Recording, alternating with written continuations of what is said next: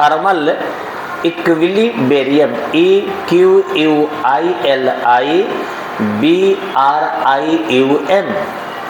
Thermal का होता है THERMAL, thermal equilibrium, EQUILIBRIUM, thermal equilibrium. जी, तापीय साम्य, हिंदी में बोलते हैं तापीय साम्य। तापीय साम्य, तापीय साम्य दो वस्तुओं की वह अवस्था है।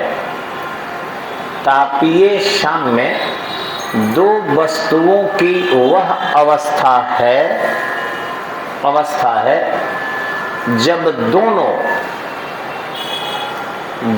दोनों को संपर्क में रखा जाए तो दोनों को संपर्क में रखा जाए तो दोनों के बीच तापांतर, डिफरेंसेज ऑफ टेम्परेचर, दोनों के बीच तापांतर यानी कि डिफरेंसेज ऑफ टेम्परेचर समाप्त हो जाता है,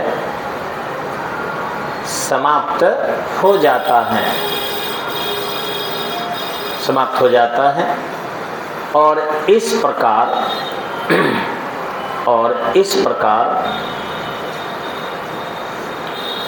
दोनों वस्तुएं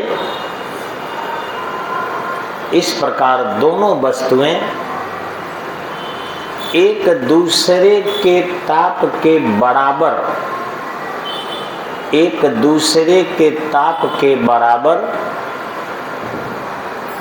अपना ताप, एक दूसरे के ताप के बराबर अपना ताप प्रदर्शित करती हैं। थर्मल इक्विलिब्रियम कहते हैं। अपना ताप प्रदर्शित करती हैं, थर्मल इक्विलिब्रियम कहते हैं।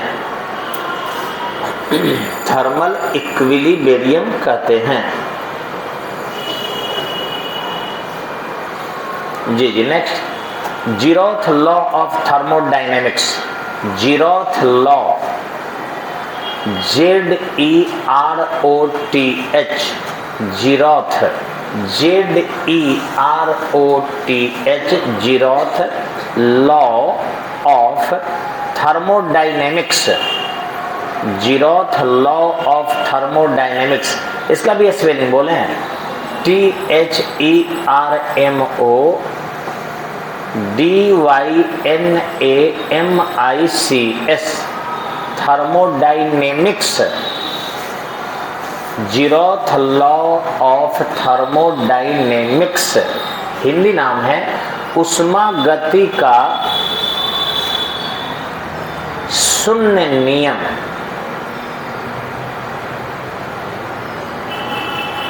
उष्मागति का शून्य नियम। जी, अब देखिए इसमें है क्या कि अगर दो कोई वस्तु है और इन दोनों के ताप समान हो जाए, चाहे कुछ विलंब के बाद या समाने हो, मान लीजिए 10 डिग्री का पानी लिया, 10 डिग्री के दूध लिया और दोनों को सटा दिए, तो सेकंडों में क्या हो जाएगा? आपको थर्मल इक्विलिब्रियम हो गया, तापीय साम्य हो गया। लेकिन अगर दो वस्तुएं ऑलरेडी है जिनमें थर्मल इक्विलिब्रियम की स्थिति है, जैसे मान लीजिए कि 10 डिग्री का पानी है, 10 डिग्री का दूध है, या 20 डिग्री का पानी है, 20 डिग्री का दूध है, और दोनों को एक दूसरे के संपर्क में रखने से एक दूसरे में टेम्परेचर भेजकर क्या हो गया? कांस्टेंट हो गया, बराबर हो गया, तो थर्मल इक्विलिब्रियम हो गया।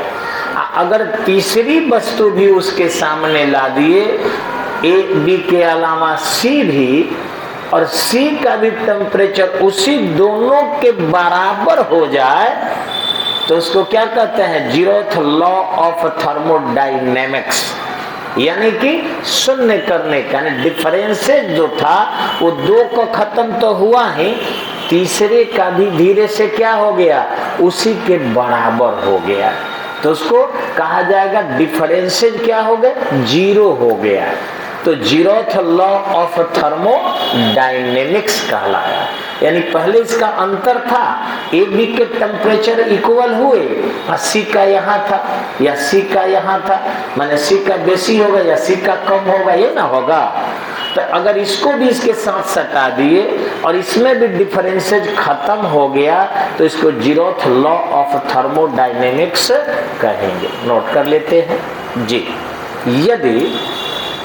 यदि दो वस्तुएं ए और